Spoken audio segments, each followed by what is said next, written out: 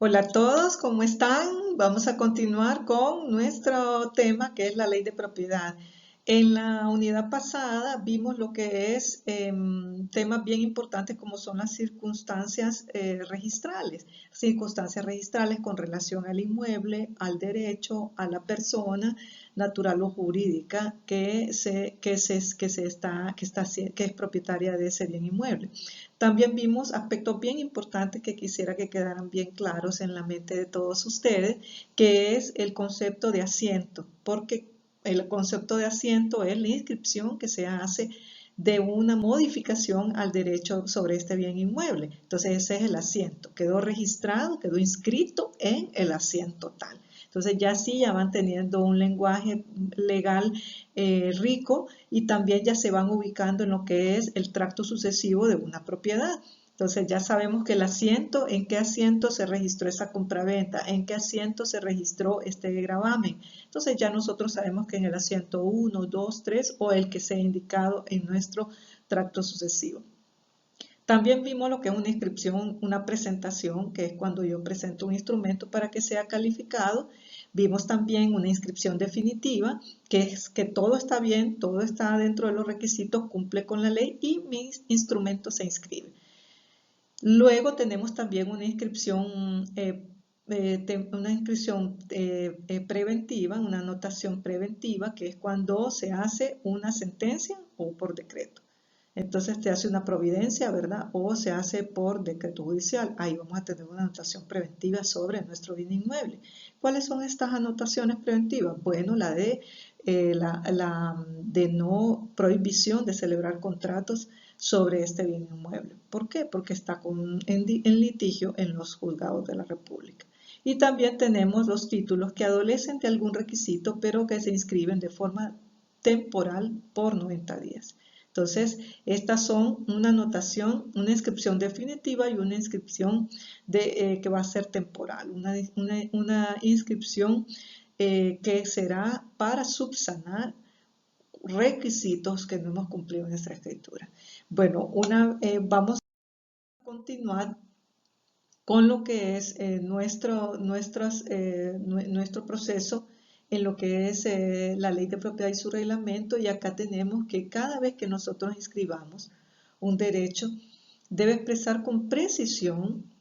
expresar con precisión el objeto del derecho, para cuya inscripción deberá indicar las características e identificación del bien objeto de inscripción que se trata. Por eso es tan importante tenerlo bien ubicado en lo que es la ley, en lo que es el SINAP, en el registro, tenemos que tener bien identificado nuestro bien inmueble. Así, toda inscripción que sea en el registro va a expresar las circunstancias siguientes. Vamos a expresar la clase de título que se inscribe, el autorizante, el lugar y fecha de otorgamiento. Vamos a expresar lo que es la naturaleza, extensión, condiciones y carga del derecho que estamos tratando en este acto o contrato. La naturaleza, extensión, condiciones suspensivas y resolutoras si las hubiera del derecho que se inscribe. Y su valor cuando constar en el título. Nombre completo, nacionalidad, número de documento de los otorgantes e información de la persona jurídica en su caso. La persona de quien procede inmediatamente los bienes y derechos que deban inscribirse y relación de sus antecedentes. Número catastral o identificador, áreas, medidas perimétricas y colindancias, fecha de presentación y la firma y sello del registrador. Eso es lo que va a tener nuestra presentación cuando nosotros lleguemos a lo que es el registro. Como ven, todos estos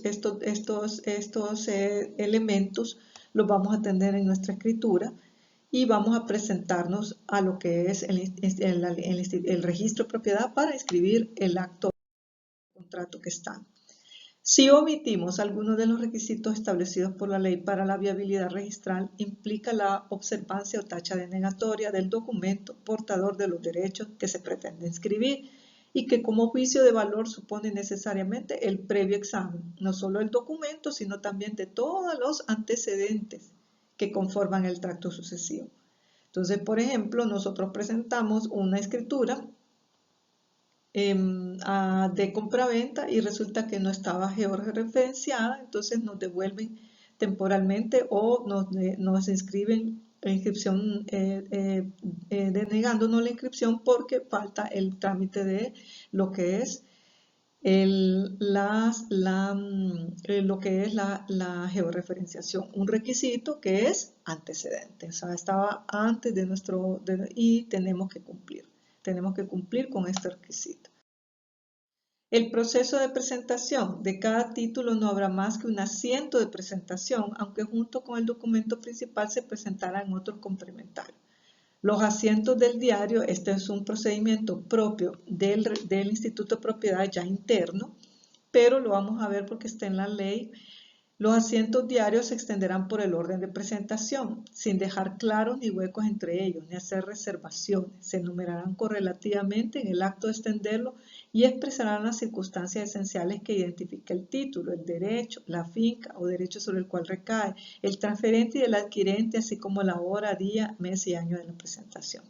¿Qué es esto? Es una cola. Vamos a estar entrando, presentando nuestros documentos y estos van a entrar en el asiento diario en una cola. Quiere decir que todo el mundo va a estar ordenado de acuerdo a su fecha, hora y día de presentación y así se van a ir evacuando los procesos.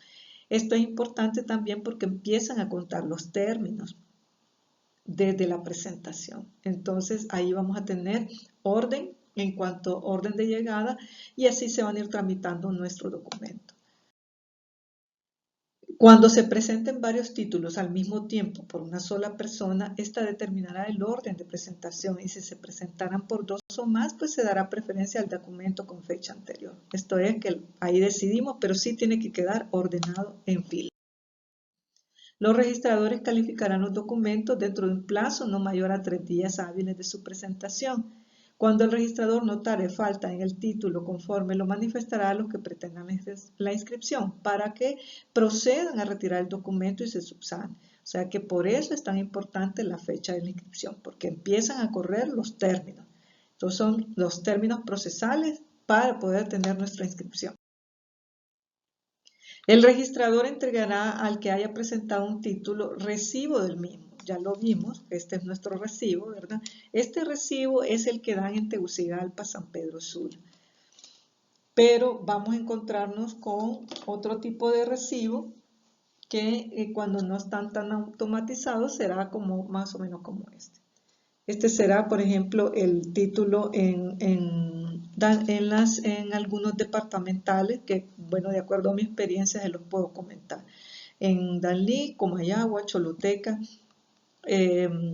y la Ceiba. Entonces ahí vamos a encontrar este tipo de recibo. Eso es nuestro recibo, el cual expresará la especie del título entregado, día, hora, y también tomo folio en que se halla el asiento diario, el número de este y los derechos de registro. Esto es bien importante, por eso se los puse así para que sea más fácil la comprensión. 3 días para resolver si hay observaciones y la persona va a tener 10 días para resolverlo. ¿Qué es lo importante de estos 10 días? Que si yo no contesto en esos 10 días, se vuelve a tener como una presentación nueva. O sea, yo pierdo el impulso procesal, pierdo mi derecho en la cola del diario mayor que vimos en la diapositiva anterior. Entonces, yo tengo que contestar en 10 días para que mi trámite continúe su proceso normal sin dilación. Luego tenemos 30 días para subsanar observaciones o tachas. Y tenemos también si no se declara caducado por el impulso procesal. Entonces, observaciones en 10 días, que son las cosas como más sencillas, pero si tenemos alguna observación o tacha, sí tenemos 30 días para resolverlo. Y al devolverlo el registrador del título, después de hecha la inscripción, recogerá el recibo que haya expedido en su defecto o poder exigir que se le dé otro en devolución del mismo tipo. Con el mismo recibo podemos continuar nuestro proceso o podemos pedir un nuevo recibo. El registrador realizará la inscripción dentro de los 30 días siguientes al de la presentación de los títulos. Ya cuando estamos subsanados, ya hemos cumplido con todos nuestros requisitos, él tiene 30 días. Si solo se hubiera extendido el asiento de presentación, no podrá inscribirse o anotarse ningún otro título durante dicho término, sin perjuicio de lo dispuesto en los artículos. Si transcurrido el plazo indicado no se efectuará la inscripción, podrá el interesado acudir con una queja, ¿verdad? Tiene que cumplir en el periodo que está establecido. Algunos casos son muy fáciles o cortos y se hacen en menos de los 30 días, pero hay otros casos que son largos, escrituras bastante largas que requieren bastante revisión, entonces sí pueden tardarse ese tiempo, pero no pueden excederse de ese tiempo.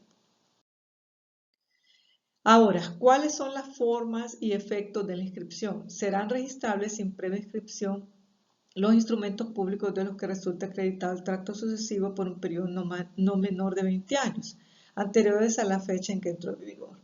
Los títulos o instrumentos de dominio sobre bienes raíces o derechos reales constituidos en ellos que no hayan sido legalmente anotados e inscritos en el registro de la propiedad no perjudicarán a un tercero.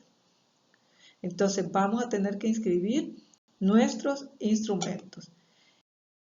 Y tenemos ese plazo para aquellos que estamos con de propiedades que no se han inscrito y que la persona pues ya las adquirió por ocupación. El registrador podrá rectificar por sí, bajo su responsabilidad, aquellas omisiones y errores materiales cometidos en los asientos, cuando el título respectivo exista todavía. Los errores que comete el registrador, por supuesto que él los puede subsanar. Lo que él no puede hacer es inscribir algo que no se le ha pedido, ir más allá de la solicitud del interesado. Acuérdense que esto es a petición de parte, no de oficio. Se entenderá que se comete un error material cuando se escriban palabras o cuando se equivoque con nombres propios. Y si el registrador notare el error material o por la omisión que sea devuelto, solamente podrá hacer rectificación por consentimiento de éste, mediante una nueva presentación del título, cerciorándose previamente de que dicho título no ha sufrido ninguna alteración. La rectificación se hará por una nueva inscripción del registrador. Entonces, estas son rectificaciones de errores que puede cometer el calificador, el registrador, y él está obligado a enmendarlas. Ahora, podemos tener esta situación. Yo le puse en el título concordancia entre el registro y catastro. Las divisiones, segregaciones y agrupaciones de fincas catastradas o cualquier variación de sus linderos o cabidas no serán inscritos si no se acompaña el título respectivo, con un plano o croquis que se muestre la variación de tales operaciones. Introduzcan en los mapas o planos catastrales a fin de mantenerlos actualizados para este efecto. Los interesados podrán utilizar los servicios de Catastro Nacional. ¿Qué es lo que quiere decir? Quiere decir que cuando nosotros tenemos diferencias entre lo que es el registro de la propiedad y catastro, entonces podemos pedir la rectificación, podemos pedir que quede ya claro cuáles son esas diferencias que se encuentran entre estos dos documentos. No pueden ir diferentes, tiene que ir igual, tanto en la ley de propiedad, en el registro de propiedad, como en catastro. Esto es referente a diferencias que pueden haber en cuanto a ubicación de los sitios que marcan lo que son las propiedades, diferencias entre lo que son sus mediciones. Entonces estas diferencias las vamos a resolver a través de acompañar el plano y acompañar lo que son las variaciones, y podemos hacer uso de lo que son los servicios de catastro para poder resolver estos problemas. A medida que se vaya logrando la reconciliación de las fincas inscritas en el registro de la propiedad con catastro, se hará constar en el foro oral o al margen de la última línea de inscripción de dominio de la finca respectiva el número de las parcelas o predios catastrales correspondientes. Entonces nosotros tenemos cosas como por ejemplo esta propiedad que tiene lo que es este espacio de acá, que es una alerta. Si ven, aquí hay un símbolo que dice alerta. Cuando nosotros pinchamos ahí y entramos, él nos va a decir que hay una diferencia con catastro y que la tenemos que ir a resolver. Ya sea que el número catastral no esté correcto, ya sea que las medidas no estén correctas, ya sea que no esté georreferenciado, todas las circunstancias con catastro. ¿Qué quiere decir eso? Que tenemos que ir a hacer un trámite a catastro para resolver esas diferencias y después regresar al Instituto de Propiedad para terminar con la inscripción de nuestro escrito. Los planos catastrales adoptados por procedimientos fotogramátricos podrán ser rectificados, dándoles mayor precisión y certeza, por planos de la finca respectiva levantadas por agrimensores o ingenieros colegiados, con arreglos a las normas aplicables. Luego tenemos que el registrador examinará el documento cuya inscripción, anotación o cancelación se solicita con el fin de dar cumplimiento a estos artículos. De constatarse al documento se han adherido los timbres que corresponden a la ley de papel sellado y timbres y a la presente ley. los impuestos de las tasas registrales, que son las tasas registrales que tenemos que pagar por los servicios y también los timbres. Él revisa de forma todo este documento para que esté conforme a la ley.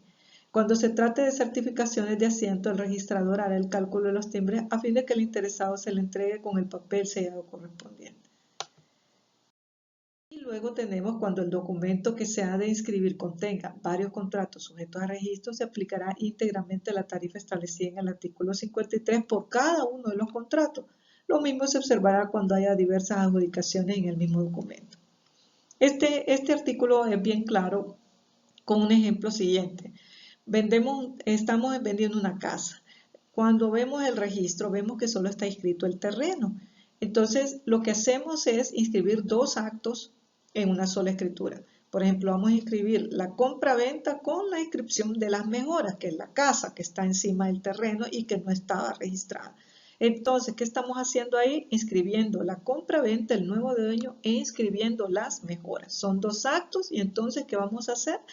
Pagar la tasa registral por la compraventa y pagar la tasa registral por las mejoras, de acuerdo a lo establecido en el Instituto de Propiedad. ¿Podemos impugnar? Claro que sí. El interesado podrá impugnar ante la Corte de Apelaciones competente la cuantía de los derechos tasados por el registrador, si la creyera excesiva dentro del tercer día de haberse notificado la tasación, sin perjuicio del término de la distancia, y aquel tribunal, con audiencia al registrador, en contrario fundada la impugnación, devolverá el documento al registro para que se reduzca la cuantía de la tasa exigida y se haga la inscripción correspondiente. No he tenido un caso todavía en que haya sido excesiva la tasa. Las tasas ustedes las pueden encontrar en el campus, ahí se las puse en el aula virtual, ahí está puesta las tasas de registro. Entonces ustedes pueden ver una lista con todo lo que se inscribe y la tasa correspondiente. Entonces sí, en algunos casos, me imagino, cuando se piden certificaciones muy amplias, puede ser que se exija una tasa mayor, pero realmente en la mayoría de los casos las tasaciones pues ya están establecidas y no hay problema. También podemos impugnar lo que son las determinaciones de los asientos que nos han impuesto. Entonces eso lo vamos a ver en la siguiente unidad y solo les pido que por favor vuelvan a leer este documento y realicen la actividad correspondiente.